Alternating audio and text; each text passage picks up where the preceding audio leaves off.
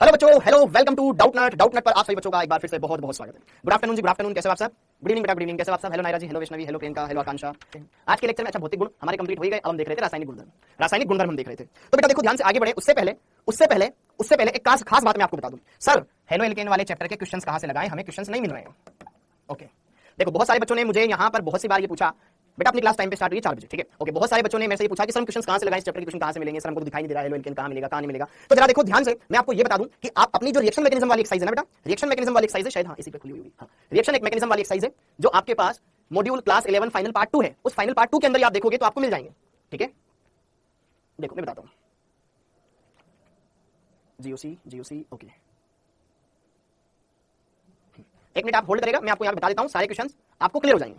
देखो ध्यान से, मॉड्यूल के क्वेश्चन समझ में नहीं आते रिएक्शन के, बेटा जो पढ़ा हुआ है वही लगाओ, सब कुछ नहीं लगाना है। जैसे कि इलेक्ट्रॉन इसमें योगात्मक अभिक्रिया, इसमें आप एल्कीन के ऊपर एचएक्स के योग वाली अभिक्रिया लगा सकते हो, सब कुछ नहीं लगाना है, ठीक है? जैसे कि यहां पर बहुत सारी अभिक्रियाएं जो भी हमने नहीं पढ़ी है, हाइड्रोकार्बन वाले चैप्टर में पढ़ेंगे, आने वाले अपकमिंग चैप्टर में पढ़ेंगे। अरे यार यहां पे देखो reaction mechanism part 2, reaction mechanism part 2, ठीक है? अभी हम पढ़ रहे हैं प्रतिस्थापन SN1 SN2, तो उसके सारे क्वेश्चन लगा सकते हो आप, ठीक है? एक्सरसाइज 1। अब जैसे कि देखो ध्यान से यहां पर, ठीक है, जैसे कि ये तो इलेक्ट्रॉन इसमें योगात्मक अभिक्रिया है, और अभी अपनी वाली अभिक्रिया देखो कहां आएगी, नाभिक इसमें योगात्मक, अभी इसको रहने दो, ये कार्बोनिल यौगिक में आएगी, ठीक है? प्रतिस्थापन वाली अभिक्रिया मिल जाए बस एक बार, योगात्मक अभिक्रिया, अब ये प्रतिस्थापन वाली अभिक्रिया, ठीक है? मुक्त मूलक प्रतिस्थापन अभिक्रिया हमने पढ़ी हुई है। मुक्त मूलक प्रतिस्थापन मैंने आपको पढ़ाया हुआ है, मीथेन के मुक्त मूलक क्लोरीनीकरण के दौरान क्या होता है, सारी चीजें आप यहां पे देख सकते हो, ठीक है? ये इसके क्वेश्चन हो जाएंगे आपसे। फिर इसके बाद फिर मैं साथ के साथ तो करवा ही रहा हूं आपको चैप्टर बाय चैप्टर, लेकिन आपको अलग से यहां पे देखना है, सारी चीजें कर सकते हो। इसके अलावा देखो इलेक्ट्रॉनिक्स प्रतिस्थापन, इसको रहने देना अभी क्योंकि हमने पढ़ा नहीं है।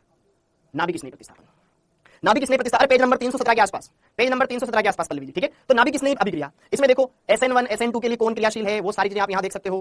फिर इसके 140 के बाद से आप ये देखो SN2 के ऊपर ये क्षारीय सामर्थ्य वाला नाभिक स्नेहता क्रम, निष्कासित समूह का क्रम, क्षारीय सामर्थ्य क्रम, नाभिक स्नेहता क्रम, SN2 के लिए दर, SN1 के लिए दर, यहां पर हॉफमैन एल्कीन, अभी इसको रहने देना, ठीक है? ये सारे क्वेश्चन जो आपको पढ़ाए गए यहां पर आपको मिल जाएंगे, ठीक है? यहां पर आप इनको देख सकते हो। फिर इसके अलावा यहां पर विभिन्न समावेशी कौन सा बनाएगा, इनको ट्राई कर सकते हो। बाकी कोर्स में तो मैं करवा रहा हूं, लेकिन अगर आप यहां पे देखोगे तो इनमें आपको मिल जाएंगे, तो परेशान होने की जरूरत नहीं है, ठीक है? बेटा जो टॉपिक्स पढ़ा रहे हैं उनके लगा सकते हो आप प्रैक्टिस के लिए, ठीक? अब आगे हाँ जी। और फिर जब अपन इस चैप्टर की ऑलमोस्ट थ्योरी कंप्लीट कर चुके होंगे, मैं अभी आपको उनके लिए बोल ही नहीं रहा हूं, लेकिन बहुत सारे बच्चे बोल रहे हैं कि हाँ हमें बता दो ताकि हम लगा लें, तो आप वहां से लगा सकते हो। लेकिन जैसे जैसे मैं आगे बढ़ता जाऊंगा वैसे वैसे आप इसमें और सारी चीजें पढ़ लोगे। अभी कुछ टॉपिक आप अभी ऑर्गेनिक हमारी स्टार्ट हुई एक्चुअल, ठीक है? तो भी आपने बहुत सारी विक्रियाएं पढ़ी नहीं है, तो फिर आप पहले क्वेश्चन में अटक जाओगे या दूसरे क्वेश्चन में अटक जाओगे, या आने वाले कुछ क्वेश्चन में सर अभी हमने कुछ पढ़ा नहीं है, थोड़ा पढ़ा हुआ है, अभी बचा हुआ है, तो फिर आप पूरे क्वेश्चन सही तरीके से नहीं लगा पाओगे। जिन्होंने पढ़ा हुआ है वो लगा सकता है। अभी हमने स्टार्ट ही किया बेटा ऑर्गेनिक, तो ऑर्गेनिक के सारे क्वेश्चन जितने बना सकते हैं सब चीजें क्लियर कर सकते हैं।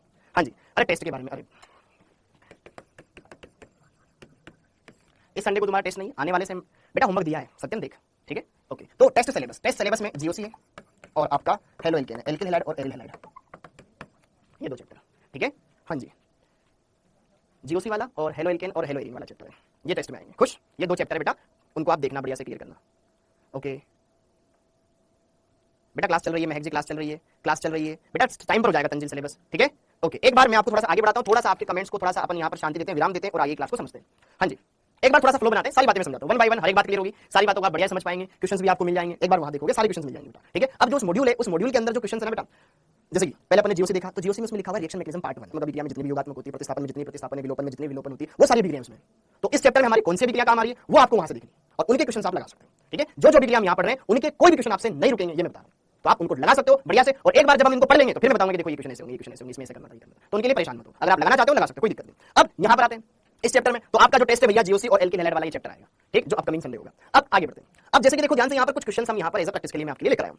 तो एल्किल हैलाइड निम्न के अलावा सभी से बनाया जा सकता है, ऐसी कौन सी अभिक्रिया जिससे हम एल्किल हैलाइड नहीं बना सकते डायरेक्ट?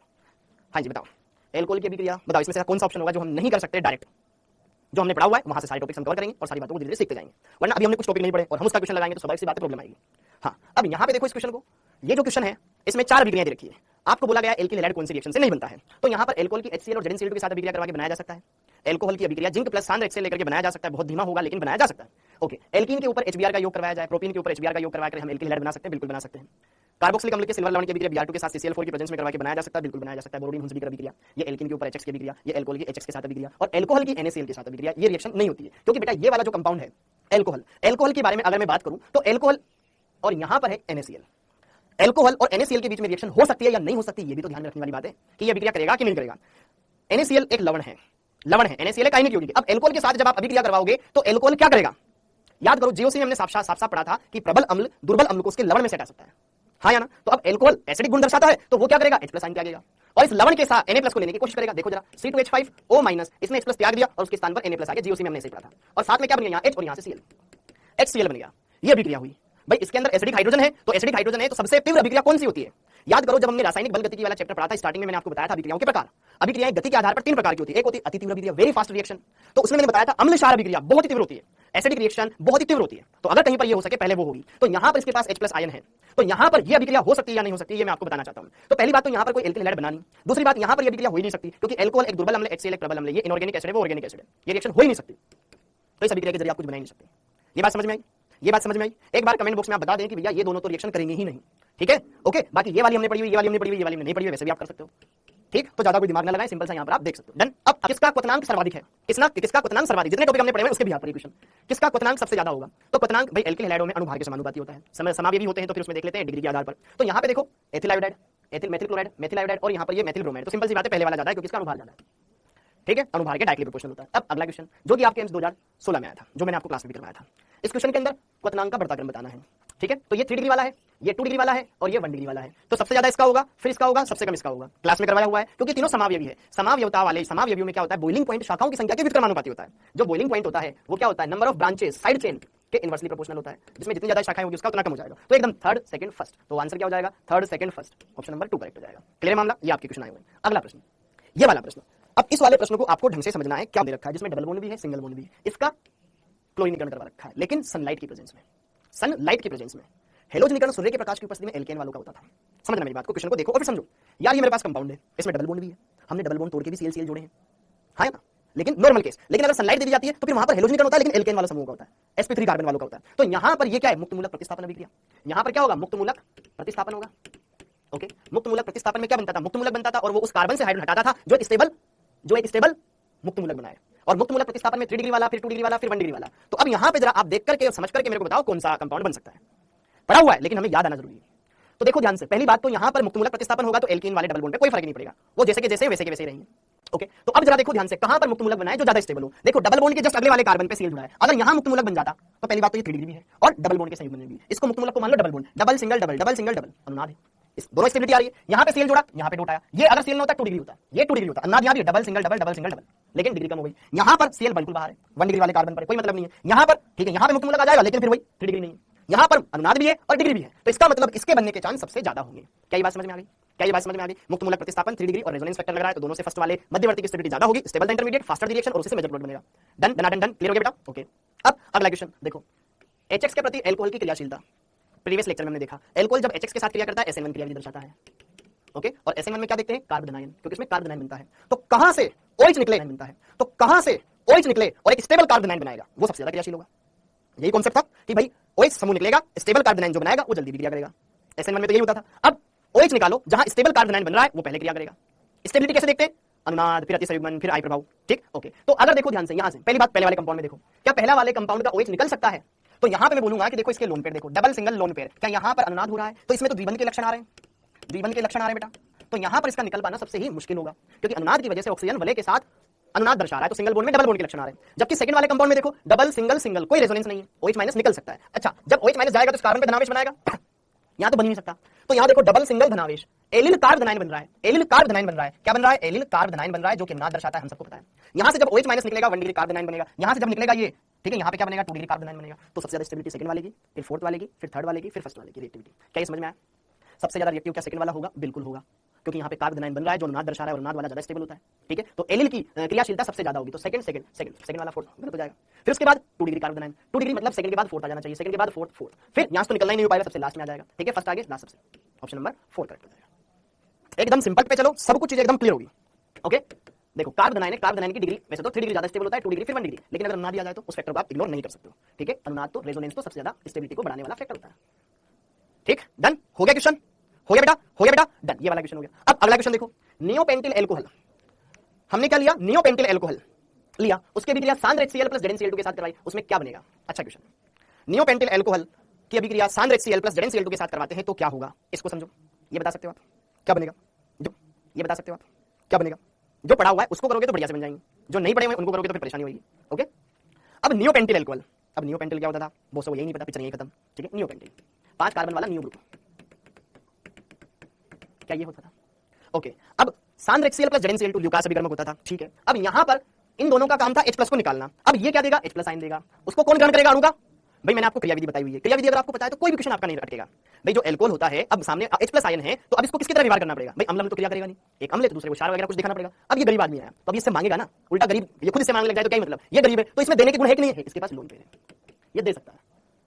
H+ को एक्सेप्ट करेगा, इसका प्रोटोनीकरण होगा, फिर यहाँ से H2 निकल जाएगा, H2 निकल गया, यहाँ पे कार्ब धनायन बनेगा। समझना मेरी बात को, क्या बन गया बच्चों? यहाँ पर कार्ब धनायन बन गया, ये बन गया, ये है यहाँ पर 1 डिग्री कार्ब धनायन। अच्छा, अगर ये कार्ब धनायन यहाँ आ जाए तो ज्यादा स्टेबल हो सकता है क्या? कुछ बातें हैं जो आपको समझनी है। अगर यह कार्ब धनायन यहाँ आ जाए तो ज्यादा स्टेबल हो सकता है क्या? हो सकता है। अब हाइड्रोजन तो है नहीं इसके पास, अगर हाइड्रोजन नहीं है तो फिर मेथिल को शिफ्ट करवा सकते हो, अगर केस संभव है तो मेथिल का शिफ्टिंग हो सकता है। ठीक है, ओके, इसलिए मैंने बोला कि हाँ ठीक है, बढ़िया क्वेश्चन है। यहाँ पर ये आपके पास बना 3 डिग्री, ये 1 डिग्री कार्ब धनायन, 1 डिग्री कार्ब धनायन। कार्ब धनायन क्यों बना रहा हूं? क्योंकि एल्कोहल की अभिक्रिया सांद्र HCl के साथ हो रही है, तो यहाँ पर ये SN1 क्रियाविधि के अंतर्गत आता है, उसमें कार्ब धनायन बनता है और कार्ब धनायन में पुनर्विन्यास हो सकता है। समझ में आया? SN1 क्रियाविधि है, SN1 के अंदर कार्ब धनायन बनता है और कार्ब धनायन का रीअरेंजमेंट हो सकता है। इस कार्बन पर धनावेश आ गया, लेकिन इसके अगले बगल वाले कार्बन पे क्या नहीं है? हाइड्रोजन नहीं है। अगर हाइड्रोजन नहीं है तो फिर मेथिल की शिफ्टिंग करवा दो, जो मेथिल ग्रुप है उसकी शिफ्टिंग करवा दो, ये तो मिलेगा ही मिलेगा आपको। ठीक है, ओके, तो अब यहां पर क्या होगा? ये CH3 माइनस की शिफ्ट होगी, तो यहां पर होगा मिथाइल शिफ्ट, तो यहां पर बन जाएगा धनावेश, ये CH3 इस CH2 से क्या लग जाएगा? ये CH3 जाकर के वहां लग जाएगा, ये बन गया आपके पास 3 डिग्री कार्ब धनायन अधिक स्थायी, अधिक स्थायी। ओके, और फाइनली क्या जुड़ता था? एल्किल हैलाइड बनता था ना, जब एल्कोहल और ल्यूकास अभिक्रमण की क्रिया कराते थे, एल्कोहल बनता था, सॉरी एल्किल क्लोराइड बनता था। अब Cl माइनस आएगा, देन यहां पर टेक करेगा। समझ आ रहा है बेटा? एकदम बेसिक तरीके से सीखो, सबको क्लियर करना है, हर एक बात को समझना है। ठीक है, जैसे ही Cl माइनस वहां टेक करेगा, फाइनली आपका कंपाउंड बन जाएगा। अब इसका नाम क्या लिखे सर? इसका नाम क्या लिखे हम? अच्छा चलो, यहां पे हटा दिया मैंने, ये कौन सा समूह है? ये क्या एल्किल समूह है? 1 2 3 4 5 कार्बन वाला एल्किल समूह है। 5 कार्बन वाले एल्किल समूह को तो ब्यूटिल पेंटिल बोलते हैं। 5 कार्बन वाले एल्किल समूह को क्या बोलते हैं? पेंटिल बोलते हैं, पेंटिल बोलते हैं, जिसका ये जो कार्बन है, क्या ये कार्बन 3 डिग्री है? तो क्या नाम यहां पे अगर जैसे मैं Cl लगा दूंगा, क्या तृतीयक पेंटिल क्लोराइड बन जाएगा? क्या तृतीयक पेंटिल क्लोराइड बन जाएगा? ये बन जाएगा 3 degree pentyl chloride, chloride 3 degree pentyl chloride बन जाएगा, क्लोराइड 3 डिग्री पेंटिल क्लोराइड बन जाएगा। क्या यहां पर इस क्वेश्चन के अंदर ये सारी चीजें आपको पता लगी? बहुत बढ़िया क्वेश्चन है। देखो, सांद्र एल्कोहल दे रखा है और यहां पर आपको ये दे रखा है ल्यूकास अभिक्रमक, तो आपको पहली बात तो ये पता होनी चाहिए यार, ये SN1 अभिक्रिया है, कार्ब धनायन बनेगा, कार्ब धनायन बना, ठीक है, और अरेंजमेंट हो सकता है, अरेंजमेंट होने के बाद ये बन गया, और नाम भी पूछा उसका, सामान्य पूछा, IUPAC नहीं पूछा। IUPAC तो हम कर देते कि भैया 2 क्लोरो 2 मेथिल ब्यूटेन, ये IUPAC नाम, लेकिन पूछा सामान्य नाम। अब दिमाग लगाना है, समझाया, सब रखा है, दिमाग लगाना है, तो फिर उस हिसाब से फिर कर पाओगे इस क्वेश्चन में। समझ आया क्वेश्चन? समझ आया क्वेश्चन बेटा? क्लियर है? ओके, ठीक। अब अगला SN1 के प्रथम पद में क्या होता है? कार्ब धनायन बनता है, इसमें कार्बोकेटाइन बोलते हैं। देखो हिंदी में कार्बोकेटाइन लिख के दिया उसने, कैसा ना लगे। अब हम कार्ब धनायन पढ़ते, कुछ बच्चे पता नहीं क्या लगाते ऑप्शन। ठीक है, ओके। SN1 के प्रति क्रियाशील कौन है? Stable the intermediate faster the reaction, जो स्थायी मध्यवर्ती बनाएगा। हाँ जी, पहले वाले को देखेंगे तो यहां से Cl निकलने के बाद ये धनायन बनेगा। फर्स्ट वाले में SN1 में क्या देखते हैं हम? डिग्री, 3 डिग्री, फिर 2 डिग्री, फिर 1 डिग्री, सबसे लास्ट में मेथिल हैलाइड। और अगर अनुनाद वाला फैक्टर आ जाए तो बहुत ही बढ़िया बात है। तो पहले वाले में ये बन जाएगा, दूसरे वाले में Cl निकल नहीं सकता। दूसरे वाले में अगर मैं बात करूं बेटा यहां पर, चलो ठीक है, दूसरे वाले में कहीं भी लगा दो बेंजीन के ऊपर, Cl कोई फर्क नहीं पड़ता, क्लोरोबेंजीन है। तो अब यहां देखो, डबल सिंगल लोन पेयर, क्या संयुग्मन है? क्या द्विबंध के लक्षण आ जाएंगे? ना तो ये SN1 देता है ना SN2 देता है। बताया था मैंने कल कि कुछ एल्किल हैलाइड ऐसे होते हैं या कुछ हाइड्रोजन हेलोजन व्युत्पन्न ऐसे होते हैं जो प्रतिस्थापन अभिक्रिया नहीं देते, ना तो SN1 देगा ये, ना SN2 देगा, क्योंकि अनुनाद में जा रहा है इसका लोन पेयर। ठीक है, क्लियर है? तो ये तो देगा ही नहीं, सबसे कम क्रियाशील, सबसे कम क्रियाशील। ठीक, ओके। अब यहां पर अगला वाला देखो, Cl हटा के धनावेश बना लो, ये CH से जुड़ा हुआ है, Cl हटा दिया, यहां पे धनायन का बनेगा CH धनायन CH, ये बन जाएगा। फोर्थ वाले में क्या बोल रहा है? पैरा पे NO2 जुड़ा हुआ है, और फिर देखो ये बेंजीन है, पैरा पे NO2 जुड़ा हुआ है, Cl निकाल दो, CH2 पॉजिटिव बच जाएगा। अब आपके सामने GOC है, तो हम देख सकते हैं भैया कौन सा धनायन ज्यादा है। अच्छा, आपने यहां से निकाल भी दिया, चलो सर हमने तो निकाल दिया, यहां पे धनायन बना दिया गलती से, हमको तो नहीं मालूम था कि नहीं निकल रहा था, लेकिन हमने बना दिया। तो भाई साहब ये तो डबल बॉन्डेड है, ये सिंगल बॉन्डेड, सबसे कम स्टेबल तो यही है ना, तो ये सबसे कम क्रियाशील होगा। अच्छा, यहां पे NO2 समूह -M प्रभाव दर्शाता है, इलेक्ट्रॉन खींचेगा, गरीब से पहले खींच रहा है भैया, ये तो देगा ही नहीं, ये बहुत कम देगा। ये अनुनाद वाला स्टेबल है, ये भी अनुनाद वाला स्टेबल है, लेकिन इसका प्लस I प्रभाव, धनावेश के जस्ट बाद वाला carbon alpha carbon 3 alpha hydrogen, इसमें अनुनाद भी है, रेजोनेंस भी है, प्लस अति संयुग्मन भी है, प्लस 3 अल्फा हाइड्रोजन भी है। तो क्या ज्यादा स्टेबिलिटी होगी बेटा? तो सर्वाधिक स्थायी होगा, सर्वाधिक स्थायी तो सबसे ज्यादा क्रियाशील। बोलो समझ में आ रहा है? बोलो समझ में आ रहा है? एक बार अब देख लो, क्लियर बेटा? Very good. 3 वाला सबसे ज्यादा क्रियाशील, क्रियाशीलता क्रम भी देख सकते हो आप, 3 फिर 2 फिर 4 फिर सबसे लास्ट में सेकंड है। 3 2 4 7 मेथिल की तरह और भी बदल सकता है क्या? डॉक्टर अमन बेटा तुम्हारे वैसे क्वेश्चन आते ही नहीं यार, ठीक है, तुम पे जाने का मेरा कोई मतलब नहीं है। ओके, हाँ, अब ये देखो, प्रकाश रासायनिक सक्रिय पदार्थ है आपके पास, SN1 अभिक्रिया देगा, रासायनिक उत्पाद देगा, एकदम सिंपल है।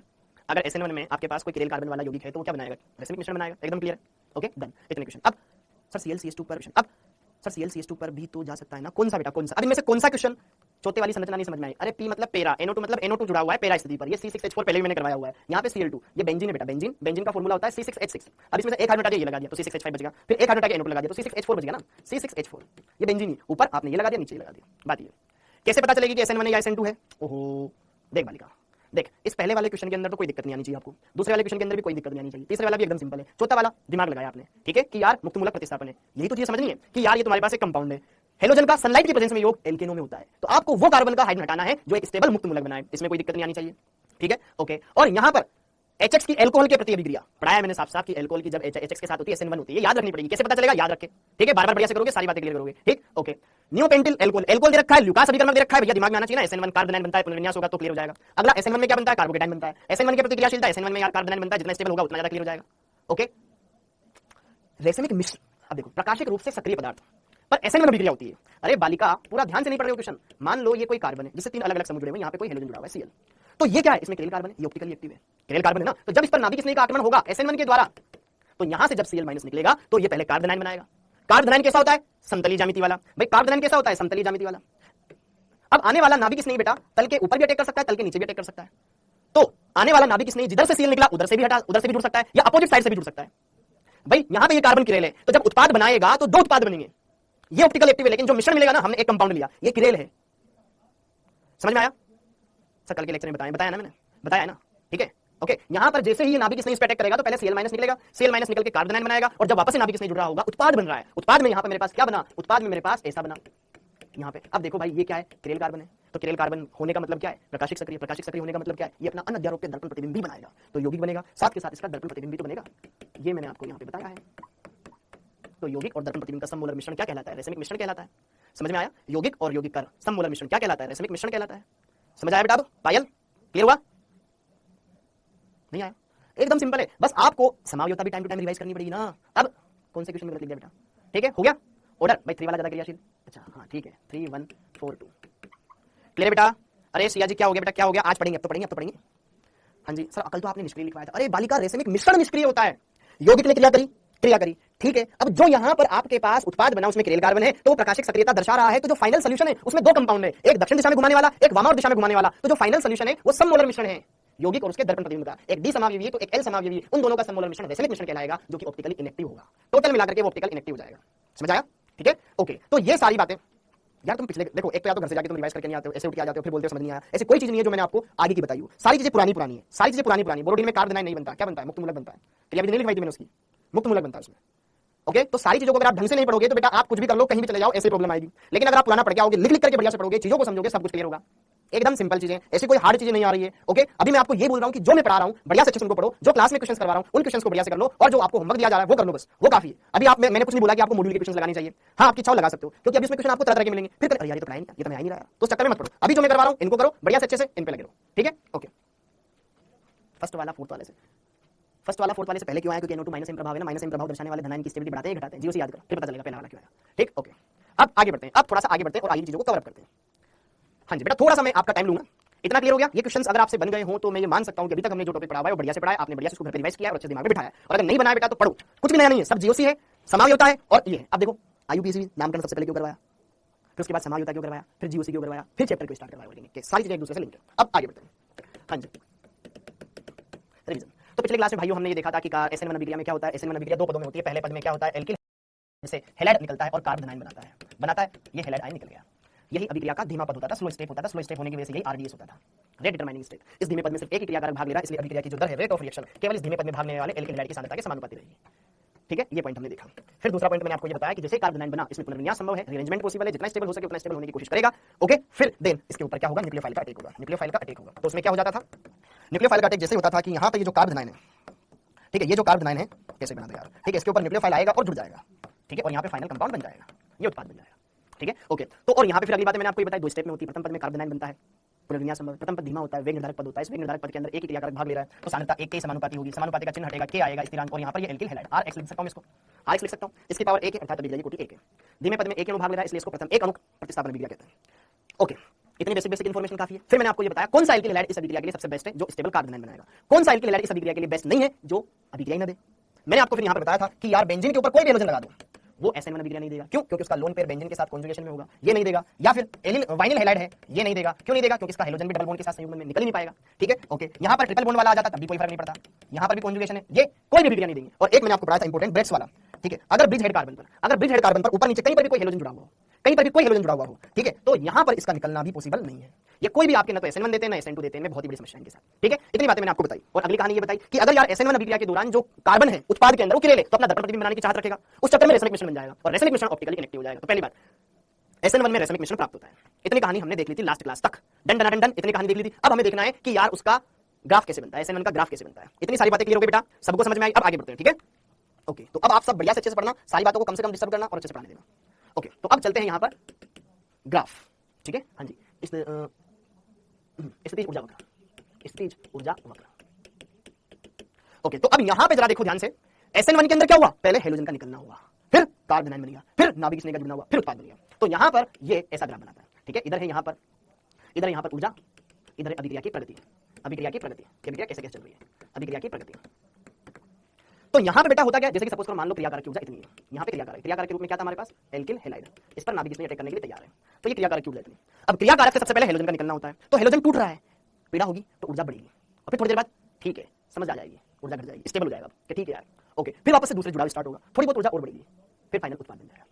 हाँ, ये बनाना है, ठीक है। ओके, तो यहां पर सबसे पहले इस कार्बन से हेलोजन का अलगाव होगा, फाइनली कार्बन आयन बन जाएगा, X माइनस निकल गया और नाभिक इसमें अटैक करने के लिए तैयार है। अब आप गए तो हम आने लगेंगे, ये नाभिक इसमें जुड़ने की चाहत रखेगा। ओके, तो पहले क्या होगा, इसका बंधन निकल टूटने लगेगा, तो ये बंध हल्का सा ध्रुवीय होने लगेगा, इस पर धनावेश बढ़ने लगेगा, इस पर धनावेश बढ़ने लगेगा। अब फिर पूरी तरीके से धनावेश आ जाएगा, क्यों निकल गया, हाँ ना। अब इस पे जैसे धनावेश आया, अब नाभिक इसमें जुड़ने लगेगा, तो वापस से इसका आवेश घटने लगेगा, क्योंकि बॉन्ड बनाएंगे तो न्यूट्रल की तरफ बढ़ रहे हैं कंपाउंड, तो यहाँ पे वापस से आंशिक रूप से धनावेश, आंशिक रूप से ऋणावेश, और फाइनली दोनों जुड़ जाएंगे, तो यहाँ पर RNU बन गया और X अलग हो गया। चलो मैं चला गया, क्लियर हुआ मामला। तो यहाँ पर SN1 के अंदर क्या होता है बेटा, पहले बनता है इन दोनों का बॉन्ड ब्रेकिंग वाला सीन, फिर फाइनली बॉन्ड ब्रेक हो गया, फिर यहाँ पे वापस से बॉन्ड फॉर्मेशन वाला सीन, फिर फाइनली बॉन्ड बन गया, उत्पाद कन्वर्ट हो गया।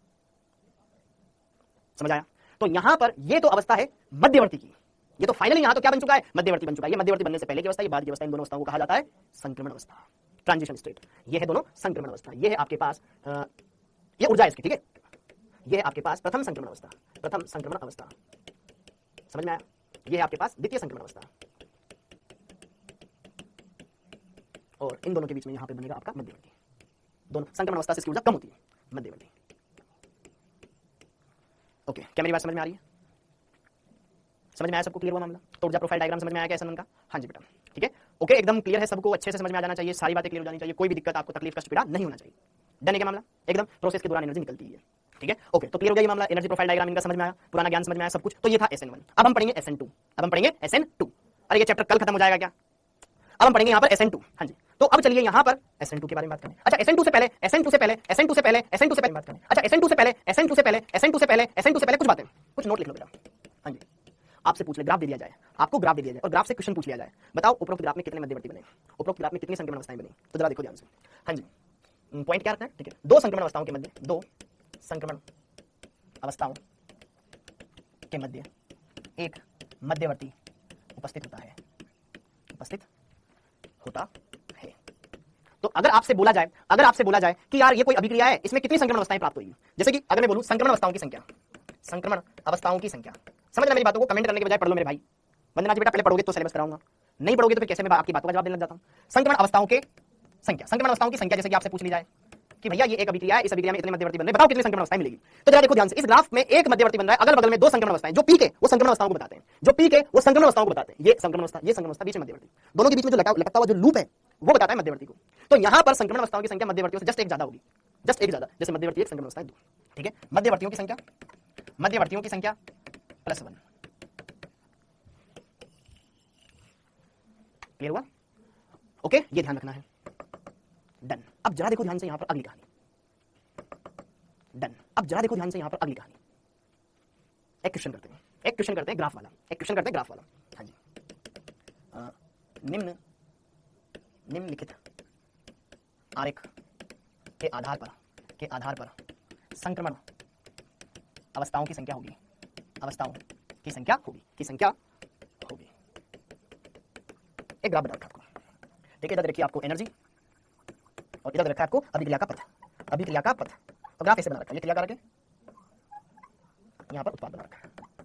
हाँ जी, कितने मध्यवर्ती बनेंगे, अच्छा कितनी संक्रमण अवस्थाएं प्राप्त होगी, 2, option number B 3, option number C 4, option number D 5। कितनी संक्रमण अवस्थाएं प्राप्त होगी, ग्राफ दे रखा है, एकदम सिंपल सा बात है। ग्राफ दे रखा है, एकदम सिंपल सा बात है, कितनी संक्रमण अवस्थाएं बन रही है ग्राफ से देखते हैं, पता लग जाएगा जो ऊपर पी के बेटा वो सब संक्रमण अवस्थाएं, ये 1 2 3, ये TS1 ट्रांजिशन स्टेट 1, ये TS2 ट्रांजिशन स्टेट 2, ये TS3 ट्रांजिशन स्टेट 3, और उनके बीच में बन रहा है इंटरमीडिएट, ये मध्यवर्ती, ये मध्यवर्ती। जब कार्बन का रीअरेंजमेंट होता है, सपोज करो यहाँ 1 डिग्री कार्बन बना, फिर रीअरेंजमेंट हुआ, अलगाव हुआ, फिर वापस मध्यवर्ती बन गया और स्टेबल हो गया, फिर फाइनल कंपाउंड में कन्वर्ट हो गया। 2 मध्यवर्ती है और 3 संक्रमण अवस्थाएं, क्योंकि 1 डिग्री कार्बन पुनर्विन्यास में क्या होता है, प्राइमरी सेकेंडरी में, सेकेंडरी टर्सरी में कन्वर्ट होता है कि नहीं होता है, होता है, तो यहाँ पे आप क्लियर कर सकते हो। इसमें संक्रमण अवस्थाएं कितनी बनेगी, संक्रमण अवस्था अंग्रेजी में बोलते हैं ट्रांजिशन स्टेट, ट्रांजिशन स्टेट, तो यहां पर ये बन जाएगी बेटा 2 3 सॉरी 3 ग्राफ से दिख रहा है ना, तो मध्यवर्ती कितने बन जाएंगे 2, मध्यवर्ती कितने बन जाएंगे 2,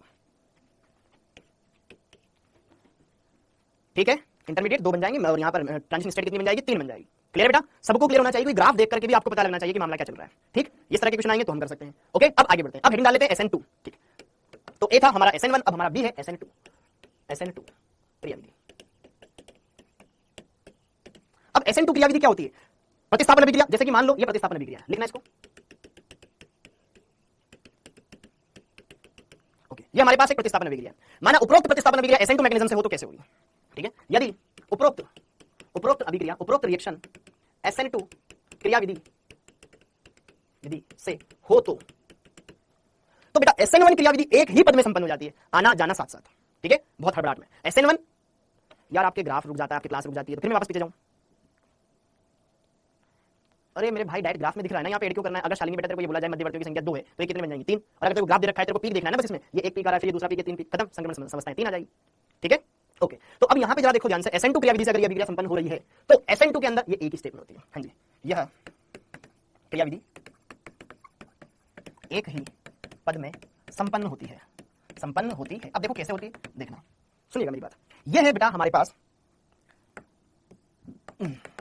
X, देखो ध्यान से, यहां से आगे इसका निकलना स्टार्ट हुआ, जैसे ही आप घर से निकल रहे हो, आप घर से निकल रहे हो, पीछे से चोर घुस रहे हैं, एकदम ताकतवर चोर है, डर ही लग रहा है, इंसान घर में है, आप बाहर निकलने के पीछे चोर घुस रहे हैं, इधर से इसका निकलना हुआ, अब आगे तो ये तो सामने से जा नहीं सकता, पीछे से आएगा, नाभिक किस नहीं पीछे से आ रहा है, बैक साइड, ओके, ठीक है, तो यहां पर होगा क्या, ये है स्लो स्टेप, भाई धीरे धीरे ये निकल रहा है, पीछे धीरे धीरे चोर आ रहा है, तो ये है आपका स्लो स्टेप, स्लो स्टेप, और स्लो स्टेप क्या होता है, RDS होता है, तो यहां पर इनका निकलना और पीछे से इनका जुड़ना ये साथ साथ होता है, तो यहां पर हाँ लिखना है, ठीक है, इसका तो निकलना हुआ और पीछे से इसका जुड़ना हुआ, तो इस पर धीरे धीरे नाभिक बढ़ता जाएगा, इसका नाभिक धीरे धीरे घटता जाएगा, ओके, तो ओवरऑल इस पर नेगेटिव चार्ज है, हाँ जी, तो यहां पर नाभिक इसने पश्चिम दिशा से आक्रमण करता है, और यहां पर आपका जुड़ करके वो इस तरीके से यहां पर एक ट्रांजिशन स्टेट बताएगा, संक्रमण अवस्था बनाएगा, संक्रमण अवस्था बनाएगा, जिसमें कार्बन 5 बंध बना रहा है, पंच संयोजी संक्रमण अवस्था, लेकिन इसका संक्रमण क्या है बेटा, 3 ही बंध यहां पे असली वाले, 1 2 3 sp2 संकरित, क्योंकि एक तो टूटने वाला है, एक बनने वाला है, हाँ जी, क्लियर हो गया। तो यहां पर SN2 में एल्किल हैलाइड से हेलोजन के निकलने की प्रक्रिया और नाभिक स्नेह की पश्चिम दिशा से आने की क्रिया साथ साथ होती है,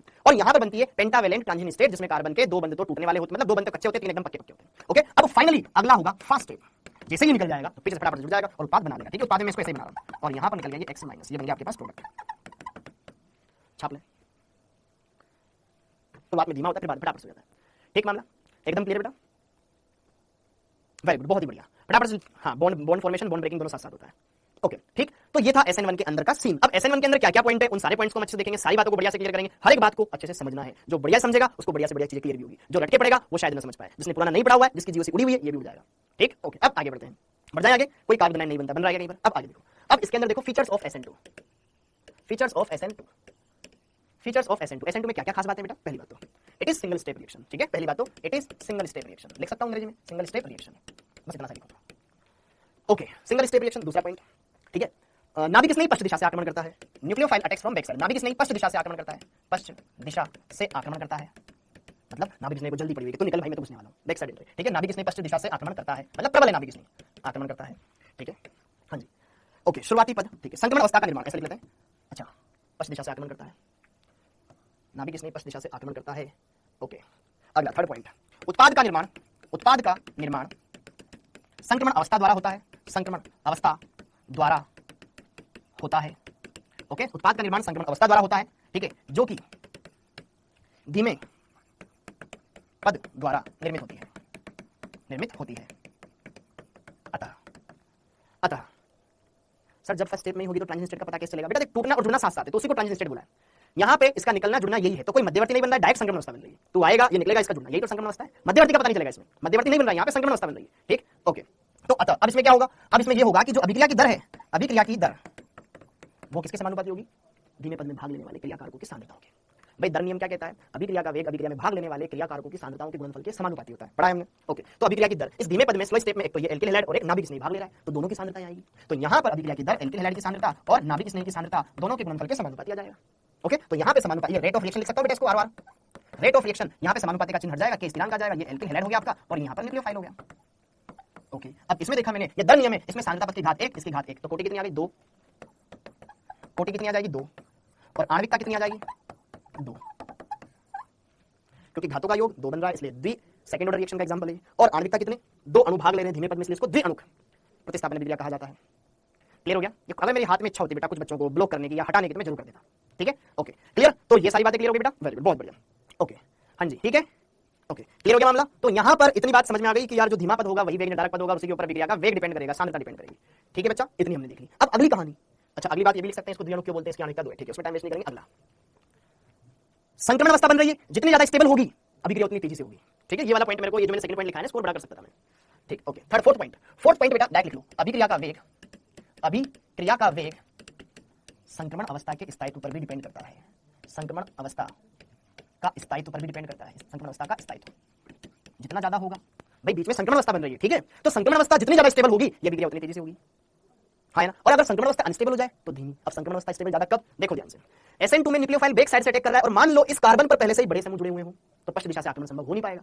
मान लो इस कार्बन पर 3 बड़े बड़े मुस्टंडे वाले ग्रुप जुड़े हुए हैं, बड़े बड़े ग्रुप जुड़े हुए हैं, तो पीछे से आक्रमण आ पाएगा कि? अगर पतली गली होती तो कुछ ज्यादा, मतलब बहुत ही, मतलब गुंजाइश नहीं है, त्रिविम बाधा बहुत ज्यादा है, त्रिविम बाधा बहुत ज्यादा होगी तो बैक साइड एंट्री हो नहीं पाएगी, तो संक्रमण अवस्था अनस्टेबल हो जाएगी। तो अभिक्रिया का वेग त्रिविम बाधा के विक्रमानुपाती होता है, त्रिविम बाधा ज्यादा अभिक्रिया धीमी होगी, मतलब संक्रमण अवस्था अनस्टेबल हो जाएगी ना, इस वजह से।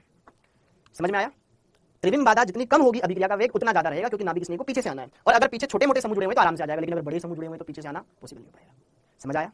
क्लियर हो पा रहा है? ओके, तो यहां पर ये वाला पॉइंट भी क्लियर हो गया। तो इसी हिसाब से हम ये बोल सकते हैं, अतः एल्किल हैलाइड की SN2 के प्रति क्रियाशीलता का क्रम क्या हो सकता है?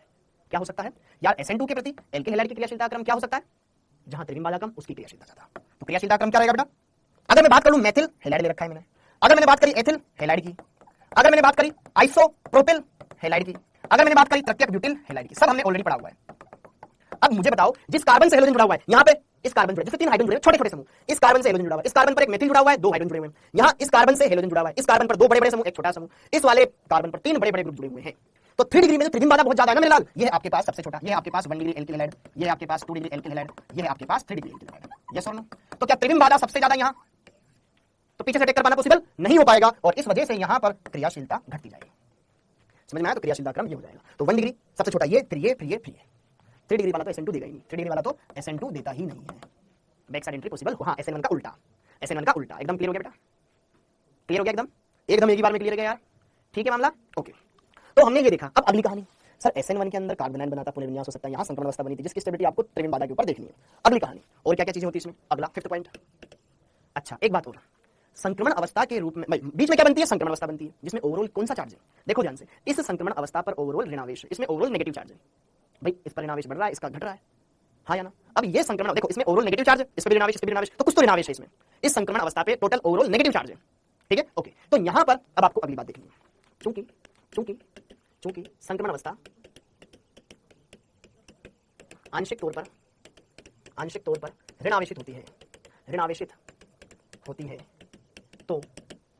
तो इलेक्ट्रॉन आकर्षी समूहों की उपस्थिति में इसका स्थायित्व इलेक्ट्रॉन आकर्षी समूहों की उपस्थिति, ऐसे लिखो, इलेक्ट्रॉन आकर्षी समूहों की उपस्थिति इसका स्थायित्व बढ़ा देती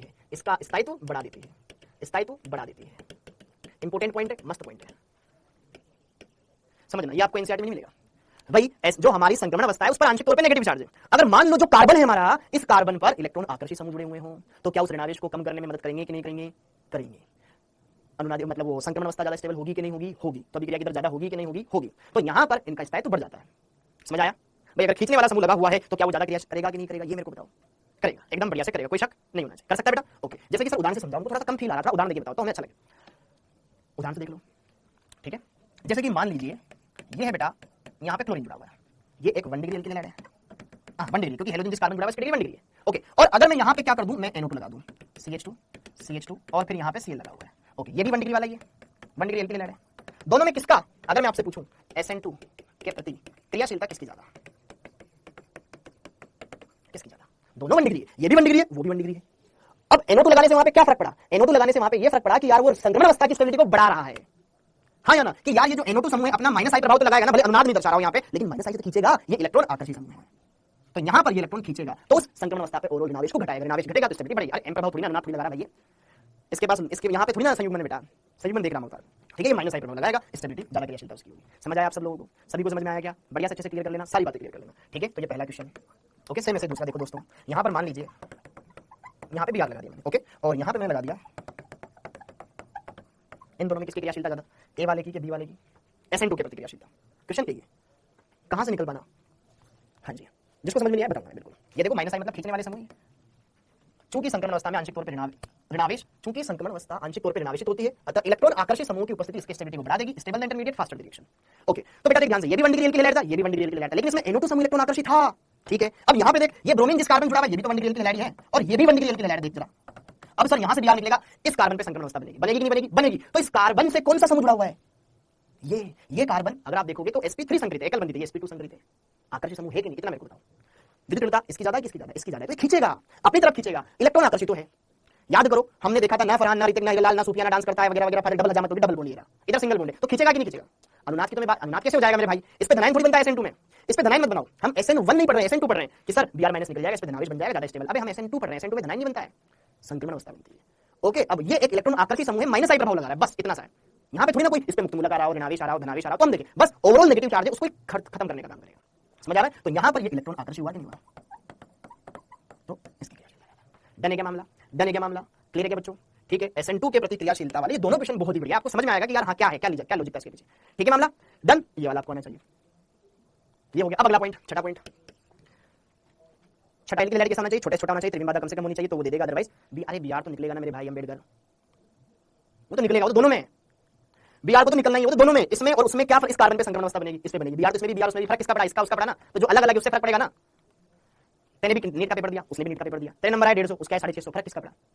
जो उसने एक्स्ट्रा करा, जो उसमें एक्स्ट्रा खूबियां थी, बात हुई, ओके। या फिर मान लेते 650 आए, सामने वाले गया 150, तो फर्क किस बात का है? तूने कुछ चीज एक्स्ट्रा पढ़ी है, तो वो चीजें सेम सिमिलरिटी से थोड़ी ना फर्क पड़ेगा, जो अलग है उससे फर्क पड़ेगा। ठीक है बेटा, अब चमका, ओके। अब अगला पॉइंट, छठा पॉइंट, छठा पॉइंट। अब छठा पॉइंट देखो ध्यान से कि यार SN1 में हमने देखा था कि एल्किल हैलाइड बेस्ट से बेस्ट कार्बन बनाने वाला होना चाहिए, और यहां पर एल्किल हैलाइड छोटे से छोटा होना चाहिए, ये बात समझी। अब नाभिक किसने कैसा होना चाहिए थी? हाँ जी, न्यूक्लियोफाइल की प्रकृति, न्यूक्लियोफाइल की प्रकृति। हाँ जी, SN2 में नाभिक किसने कैसा होना चाहिए? अरे तू निकले मैं तो आ रहा हूं, इधर आगे निकलना, इधर छोड़ पीछे से घुसना, इधर निकलना, इधर घुसना, मतलब प्रबल है। ठीक है, यहां पर स्ट्रॉन्ग न्यूक्लियोफाइल फेवर्स SN2। ठीक है, प्रबल नाभिक किसने? प्रबल न्यूक्लियोफाइल SN2 अभिक्रिया देते हैं। अब प्रबल का मतलब क्या समझे? ऋणावेशित। प्रबल कौन होते हैं? ऋणावेशित। ठीक है, लिख लो, ऋणावेशित नाभिक किसने? प्रबल होते हैं, एवं अमोनिया भी प्रबल। ठीक है, प्रबल होते हैं। ठीक, ओके। अमोनिया भी कैसा होता है बेटा? प्रबल। लोन पेयर ये भी प्रबल होता है। जैसे आपसे बोल दे OH माइनस प्रबल है कि दुर्बल? प्रबल। H2 प्रबल है कि दुर्बल? उदासीन है, ये ऋणावेशित है।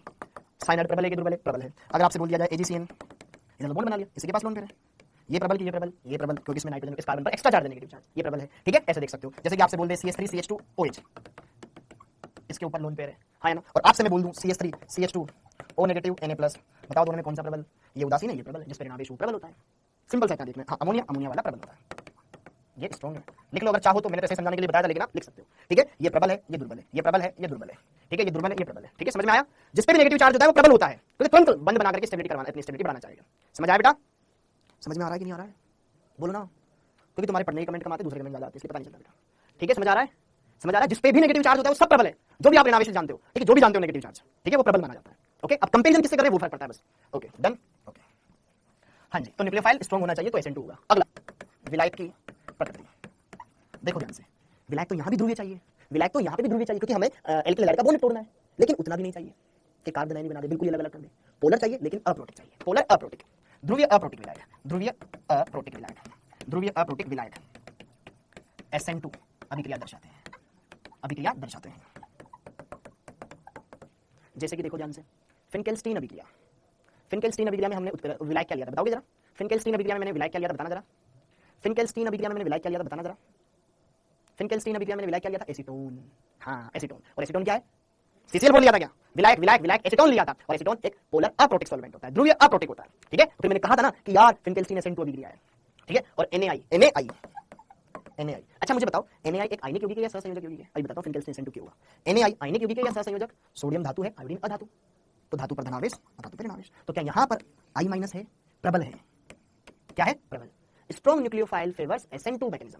तो यहां पे प्रबल है, SN2 होगा। एसीटोन इसके लिए इस्तेमाल होता है, तो सारा का सारा SN2 वाला सीन आ रहा है कि नहीं आ रहा है? ठीक है, इसलिए मैं लिख रहा हूं। ओके, तो ध्रुवीय अप्रोटिक विलायक SN2 विक्रिया दर्शाते हैं, जैसे कि उदाहरण एसीटोन, ठीक है, DMSO, DMF आदि। इसका जानने के लिए GOC से संपर्क करें। ठीक, क्लियर हो गया मामला? इतना क्लियर हो गया। ठीक, अब आगे देखो अगला टॉपिक ये खत्म। अब देखो इसमें दूसरी बात, स्टीरियोकेमिस्ट्री क्या कहती है इसकी? स्टीरियोकेमिस्ट्री त्रिविम रसायन। स्टीरियोकेमिस्ट्री क्या कहती है इसकी? आइए बात करें त्रिविम रसायन। समायोजकता वाले सीन में क्या होता है यहाँ पर? देखो भाई साहब, नाभिक इसने ना पश्च दिशा से आक्रमण करता है, तो विन्यास बदल जाता है, विन्यास पलट जाता है, बदल जाएगा, विन्यास का प्रतिपन्न हो जाएगा। हाँ जी, क्योंकि SN2 क्रियाविधि में न्यूक्लियोफाइल पश्च दिशा से आक्रमण करता है, जिससे किरेल कार्बन परमाणु के विन्यास में परिवर्तन आ जाता है। विन्यास में परिवर्तन आ जाता है। हाँ, अपोजिट हो जाता है, परिवर्तन आ जाता है। इसी घटना को आज मैंने खाना नहीं खाया, इसलिए भूख लगी, तो इसलिए गलतियां ज्यादा हो रही है। ठीक है, इसी घटना को वाल्डन प्रतिपन्न कहते हैं।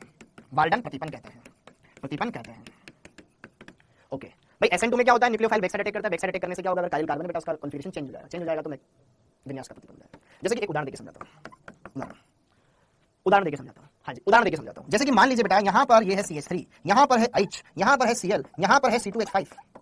ठीक है, ओके। अब अगर सपोज करो यहां पर मैंने क्या करवाया, NaI के साथ अभिक्रिया करवाया इन प्रेजेंस ऑफ एसीटोन, तो यहां पे जरा देखो ध्यान से, पहले तो इस एल्किल हैलाइड की डिग्री बताओ आप दोस्तों। सबसे पहले मुझे बताओ, पहली बात तो क्या ये एल्किल हैलाइड है? मानते हो आप सब?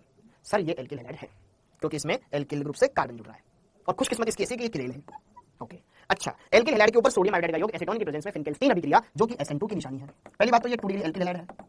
2 degree alkyl halide acetone, 2 degree alkyl halide SN2 दे सकता है, बिल्कुल दे सकता है। Na+I- प्रबल नाभिक नहीं है, प्रबल न्यूक्लियोफाइल है, तो भाई साहब SN2 होगी।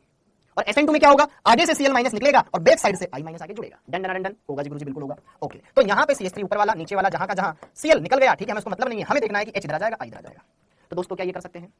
हो जाएगा। अब मुझे बताओ इसमें इसका विन्यास क्या है, उसका विन्यास क्या है? RS विन्यास, त्रिविम रसायन, आइसोमेरिज्म, ऑप्टिकल आइसोमेरिज्म, काम आई है। ओके, तो यहाँ पे RS विन्यास बताओ, इस कार्बन का विन्यास क्या है? CIP रूल, उस कार्बन का भाई सबसे पहले वरीयता किसको देते हैं? RS विन्यास में। ये किरेल कार्बन है, इधर गया कार्बन, इधर गया कार्बन, इधर गया हाइड्रोजन, इधर गया क्लोरीन, 1 नंबर की वरीयता इसकी। फिर 2 नंबर पर ये आ जाएगा, फिर 3 नंबर पर ये, 4 नंबर पर ये, तो 1 2 3 4, ये 1 नंबर की वरीयता, ये 2 नंबर की वरीयता, 3 नंबर वाली वरीयता, चौथा वरीय समूह यहाँ पर है क्षैतिज रेखा पर, 1 2 3 क्लॉकवाइज क्षैतिज पर है, घड़ी की दिशा S विन्यास, इसका विन्यास आया S, क्या आया? S। ठीक है, इधर देखो 1 2 3 4, तो X से चले 2 एंटी क्लॉकवाइज, क्या हो गया? R। क्या विन्यास बदल गया? पहले S था, बाद में R हो गया। विन्यास में प्रतिपन्न की यह घटना क्या कहलाती है? वाल्डन प्रतिपन्न कहलाती है। ठीक है, ओके, यहां पर होगा प्रतिपन्न। इसमें क्या हो गया? प्रतिपन्न हो गया, कॉन्फिगरेशन चेंज हो गया, पहले S था, अभिक्रिया के दौरान बदल करके R हो गया। समझ में आया? तो अब देखो तुम्हारे कितनी काम आ रही है IUPAC, कितनी काम आ रही है तुम्हारे आइसोमेरिज्म, कितनी काम आ रही है तुम्हारे GOC। उन चीजों की वैल्यू समझो, जो नहीं पढ़ रहे हैं बेटा पढ़ो उन चीजों, बहुत काम के हो, आपके कहीं भी घुस के आ जाते हो। ठीक, तो ये बात क्लियर हो गई। तो स्टीरियोकेमिस्ट्री इसकी ये कहती है। अब लास्ट पॉइंट इसमें क्या है? इसका ग्राफ दोस्तों, ग्राफ। लास्ट पॉइंट इसमें क्या है? इसका ग्राफ दोस्तों, ग्राफ। Last point graph. हाँ जी, एनर्जी प्रोफाइल डायग्राम।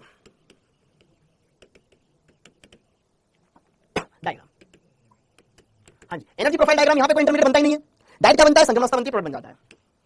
क्रियाकारक संक्रमण देता है, बस इतना सा। यहाँ पर ये एनर्जी है, इधर है रिएक्शन, अभिक्रिया की प्रगति, अभिक्रिया का पथ। ठीक है, ओके। तो यहाँ पर था आपका एल्किल हैलाइड, उस पर अटैक करना था नाभिक स्नेही को। अच्छा, थोड़ा इसको दूसरे तरीके से लेते हैं, क्योंकि यहाँ पे संक्रमण बता दूं, यहाँ पे था ये कार्बन हैलाइड वाला, ठीक है, और यहाँ पे नाभिक स्नेही अटैक करने के लिए बैठा हुआ था, ये तो क्रियाकारक। फिर यहाँ पर क्या हो गया भैया? हेलोजन अलग हो गया, नाभिक स्नेही जुड़ गया, ये निकल गया। यहाँ पे संक्रमण अवस्था बनेगी। संक्रमण अवस्था में क्या कि न्यूक्लियोफाइल पश्च दिशा से आएगा, यहाँ पे कार्बन के 3 बंध वास्तविक, ये टूट रहा है, इसका बॉन्ड ब्रेक करेगा। ठीक है, ओके, ये है आपके संक्रमण अवस्था। ओके, और फिर फाइनली यहाँ पे उत्पादन हो जाएगा। समझ में आया क्या? क्लियर हो गया क्या आप सभी को? ठीक है, हाँ, आपकी छुट्टी, जाओ। ठीक, तो ये सारी बातें क्लियर हो गई। अच्छे से एक बार देख लो, फटाफट से SN2 देख लो। ठीक है, SN1 देख लिया हमने, SN2 आज SN2 देखा। ठीक, ओके, तो SN2 में क्या होता है? बैक साइड अटैक होता है, संक्रमण अवस्था बनती है, एक ही पद में अभिक्रिया होती है, single step reaction, back side attack, संक्रमण अवस्था बनती है, अभिक्रिया की दर धीमे पद के ऊपर डिपेंड करती है, धीमा पद ये है, सेकंड ऑर्डर रिएक्शन, आणविकता 2, त्रिविम बाधा जितनी ज्यादा अभिक्रिया का वेग उतना कम। SN2 में प्रतिक्रियाशीलता क्रम ये देख लिया। 5वां पॉइंट इंपॉर्टेंट है, नेगेटिव चार्ज होता है, स्टेबलाइज करने वाले समूह हो तो ज्यादा बढ़िया है, ठीक। ओके, न्यूक्लियोफाइल स्ट्रांग होना चाहिए, प्रबल होना चाहिए, विलायक पोलर अप्रोटिक होना चाहिए, DMSO, एसीटोन, DMF वगैरह वगैरह पढ़ा रखा है, ठीक है। स्टीरियोकेमिस्ट्री वोल्टन इन्वर्जन देखने को मिलता है। एम्बिडेंट लिगेंड बेटा पढ़ा रखा है, शिवम राजवंशी एम्बिडेंट लिगेंड बता रखा है, जीओसी उठा के देख, उभयतंतुक लिगेंड, उभयतंतुक नाभिक इसने पढ़ा रखे हैं, ठीक है। ओके, ये ग्राफ डन। तो SN1 SN2 खत्म, अगले लेक्चर में इसके बहुत सिंपल सिंपल सुधारने वो देखने हैं, ठीक है। थैंक यू जी, थैंक यू, जय हिंद।